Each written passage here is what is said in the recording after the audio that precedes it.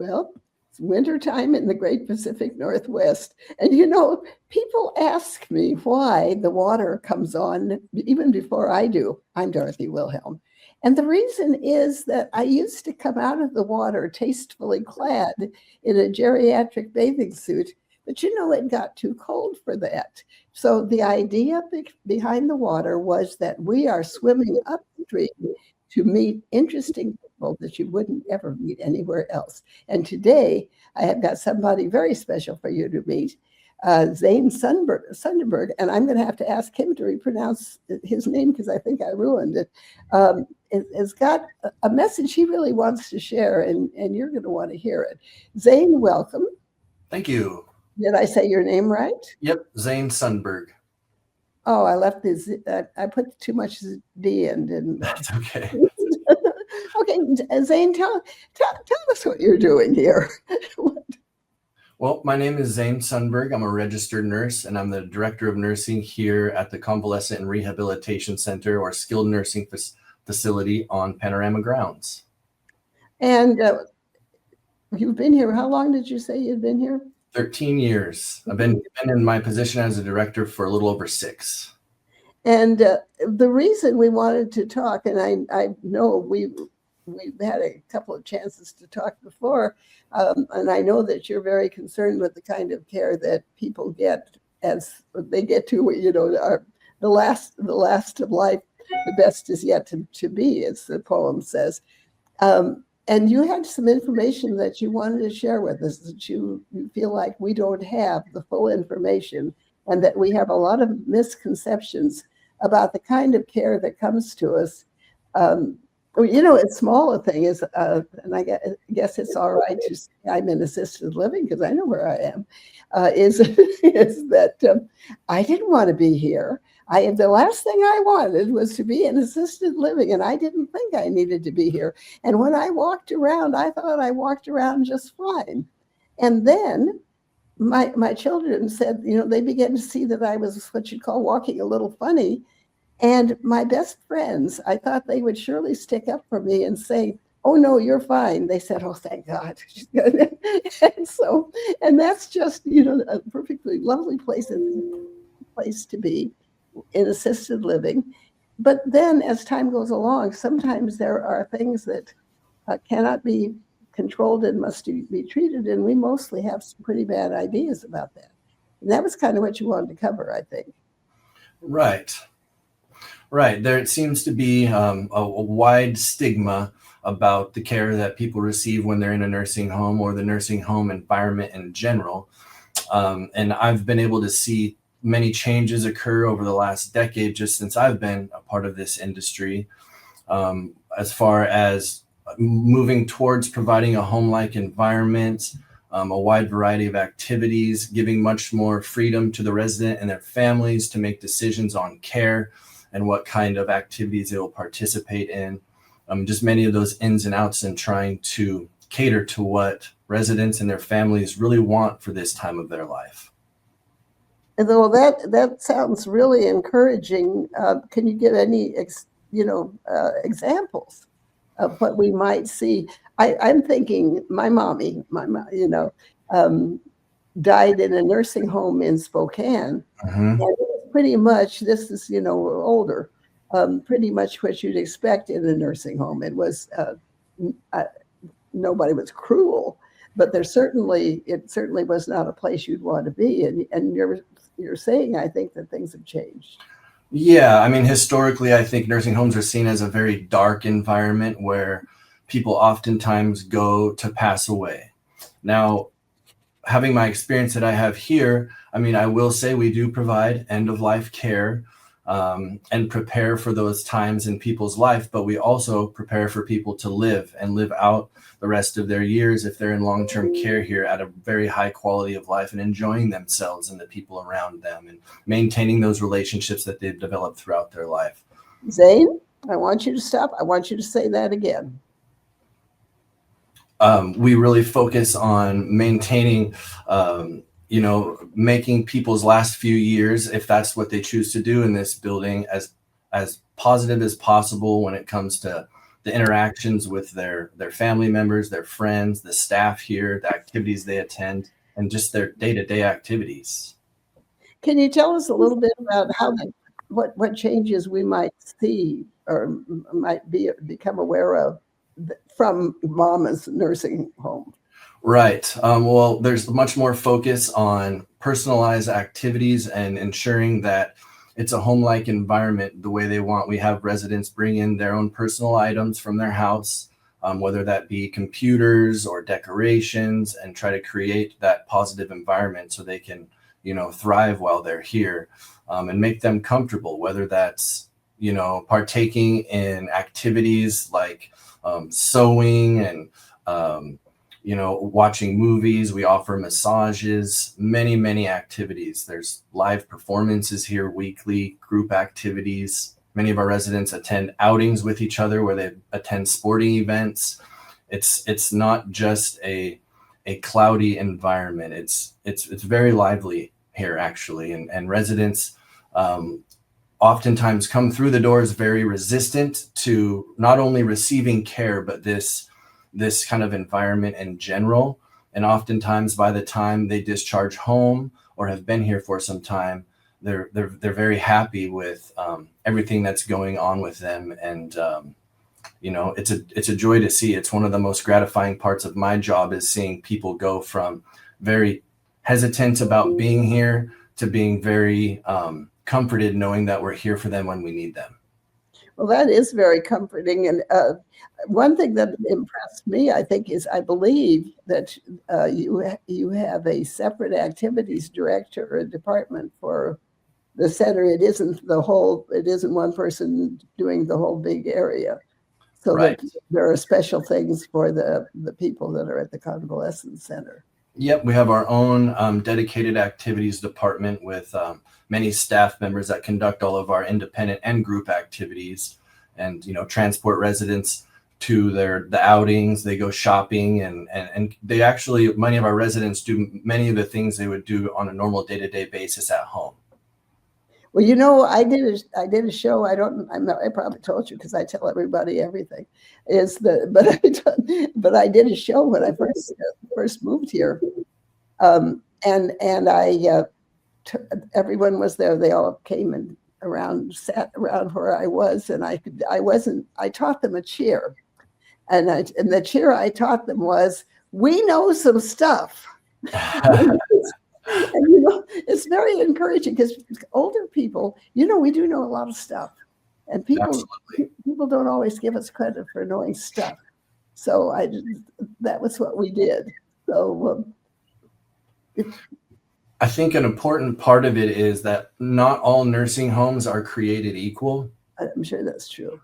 We are lucky to be a part of this greater panorama community, and our facility here is rated 5 stars, and that star rating is based off of a few different elements, from our staffing ratios to quality measures, which is how well people maintain their function within our building, and then our health inspections that we go through each year when the state and comes in and performs audits of all of our documentation and the care that we're providing, and basically gives us a report card at the end of that. So I wanted to give your viewers a good resource to start with when trying to decide whether it's for a loved one or themselves placement at a facility. And that resource is carecompare.com. And this is ran by RCS and Medicare Services. And it's a snapshot of many different kinds of facilities, not just skilled nursing facilities, but assisted living, memory care, and all of other settings. And you can read how they've done in their surveys, any citations they've gotten in the past, how their staffing ratios are, and many other details, which is a very good starting point for trying to decide where would be a best fit for you or your loved one. I encourage people to use that website as a resource. Okay, so that's carecompare.com? Correct, yes. And we'll try and have that on at the end of the show, but anyway. Yeah, and when it comes down to it. You know, there's many different needs for people, and there's no better way than boots on the ground. I encourage residents and my own family to tour facilities before the need is there. As scary as it can be, that can really help break down the walls and that barrier of discomfort. If you actually step foot inside of a facility or several facilities before that time comes, in order to kind of place eyes on the place, see how it feels, speak to some of the staff, you can talk to some of the residents and see how they enjoy living there. And there's nothing more valuable than stepping foot in a few different facilities and seeing what you have available to you. And you mentioned that you've seen a lot of changes over the time that you've been here at Panorama. Yes. So I guess I'm still wanting to know what gladdens your heart the most. What makes you feel that pretend you had a dearly beloved family member that you actually wanted to see again at some time. Yeah, I think what's most satisfying for me is, like I said, when somebody comes in the door kicking and screaming, declining care and saying, I can do that myself. I've been doing it myself my whole life. I've been doing it for other people my whole life. I can do this, and getting past the point of when they realize that they aren't very safe to do it by themselves. And we have many qualified staff here that will happily assist them. And once that barrier is broken down, to see the relief that people have and the progress they make, it really contributes to when you meet anything with such resistance, it makes it hard to make progress. If you have a bit of an open mind and are optimistic about it, we see the most success in people's progress or maintaining their current level of function once they come to our facility. So I would say breaking down that barrier, building the relationship with the residents, myself to all of the other staff and their families, and that realization that this is a home-like environment, and we can make it a very enjoyable experience for people. So they do get to go home again. It depends on so our facility has both skilled nursing and long-term care. So residents from the campus and from the greater hospitals locally, we give priority to our Panorama residents here on campus, but they have the option to come here and be evaluated after a hospital stay. We have an in-house therapy department that does an evaluation, and usually within a week or two, we have a good idea of how long their stay will be here in order to make the progress they need to go home safely. Sometimes people admit here so far declined in condition that we have a conversation right out of the gate that our professional recommendation will be that they either stay here with us long-term or find another facility that provides similar services in order to maintain their safety at home. So what do you think, as a person that's actually making a lot of decisions here, what was there a time when you saw any changes? I mean, changes that gladden your heart, or when you see something really go right, you're saying, that's how we should be doing it.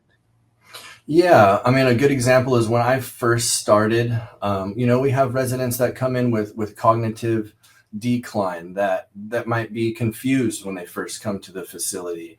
And when I first started in this career, there was a lot of redirection, where we would remind people of where they were at and what is going on. And we've had so much more success since the movement has gone to meet people where they are at, whether that's their mentation or their comfort level.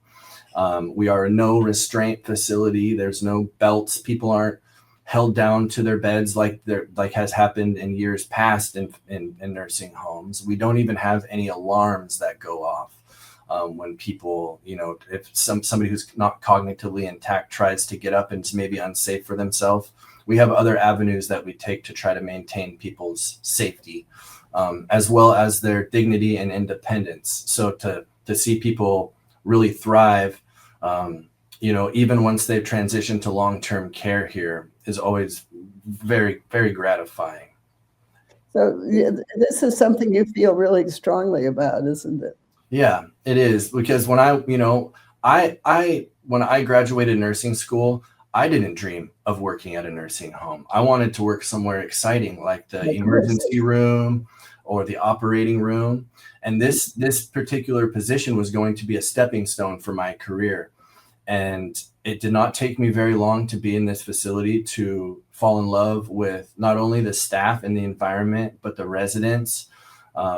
And I quickly realized that I really like working with this demographic of residents, and I don't think I'm ever going to leave. And it's, it really, it fulfills me to work here. I also feel lucky to be at Panorama because, like I said, not all nursing homes are created equal.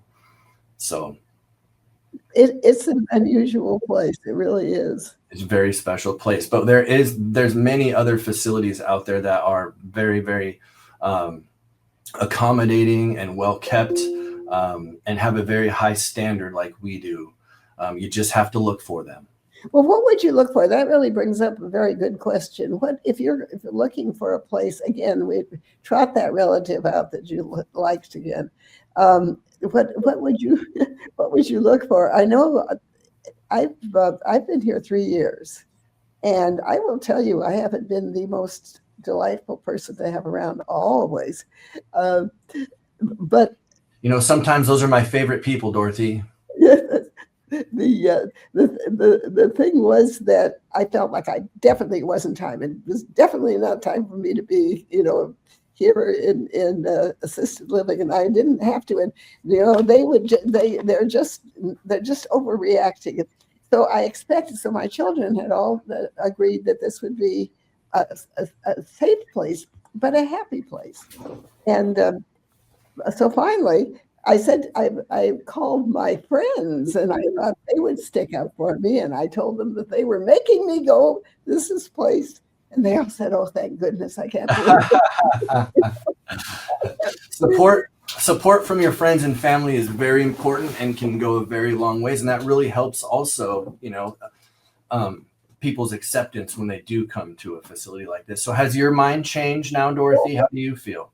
Good question. It took me probably a good 2 years to feel really. That doesn't mean I was scrunching my heels and kicking all the time or anything, but to feel really that this was a good move. This was the right thing for us to do because, as often happens with older people and not necessarily too old, I have Parkinson's, and therefore, and all I can think is. Pretend I had, because I could have probably put off another year or two. Eventually I was getting help anyway, but probably I could have put off another year or two.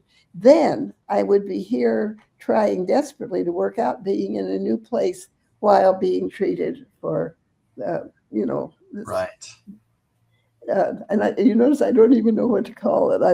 I don't like to call it a disease or a condition or whatever, but honey, we all got something. This is true. And so as you get older, you call everybody honey. Keep that in mind. But see, but I think that's the thing we're looking for, a place we can be us. We can be ourselves. Right. And that's the kind of environment that we try to provide. We another big effort that we've taken over here in this particular building is more continuity between the different areas of the campus. So we would have residents that resided in assisted living for several years, and made many friends and developed a social group. And then they moved to the convalescent or skilled nursing facility with plans to stay here for the duration.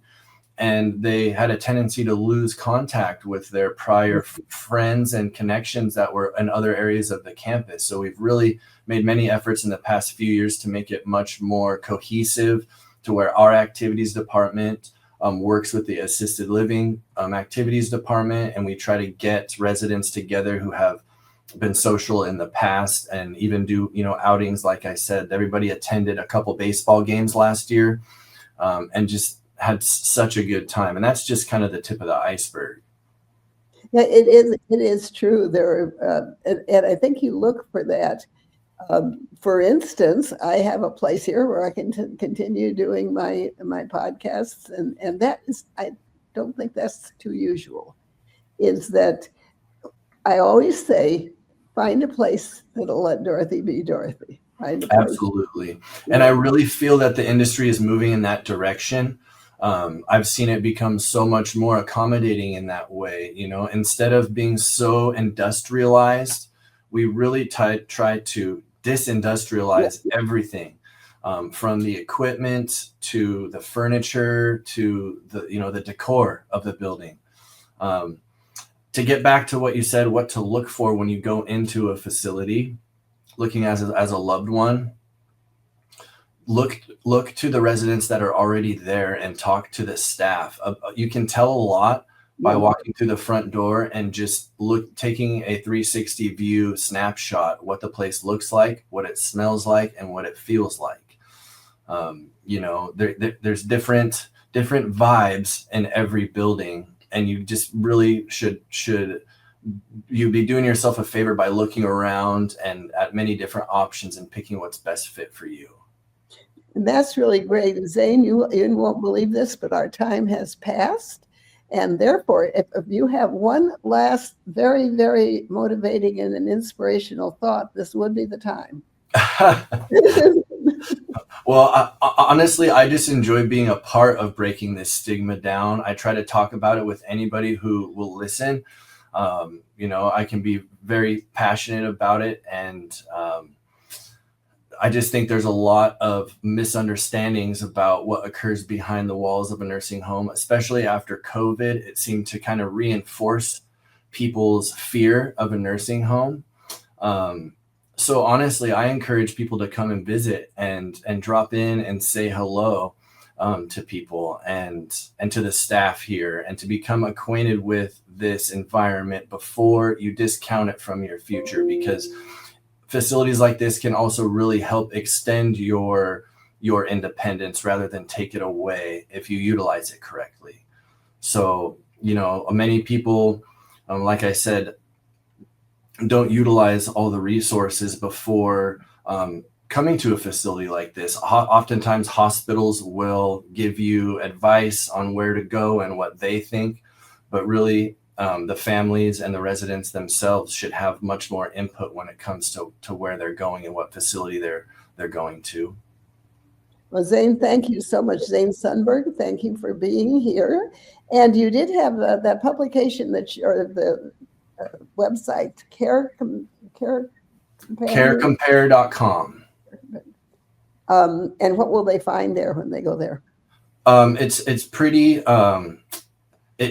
it's pretty self-explanatory once you get to the site, but it's specifically to look at the reviews for assisted living facilities, memory care facilities, and long-term care facilities. There's many different there's a lot of different information and data that you can gather just from a quick internet search, and you might be able to narrow down your search and your options just from stopping at that website. That's a great idea. And do you have contact? If anybody should want to get in touch with you, how would they find you?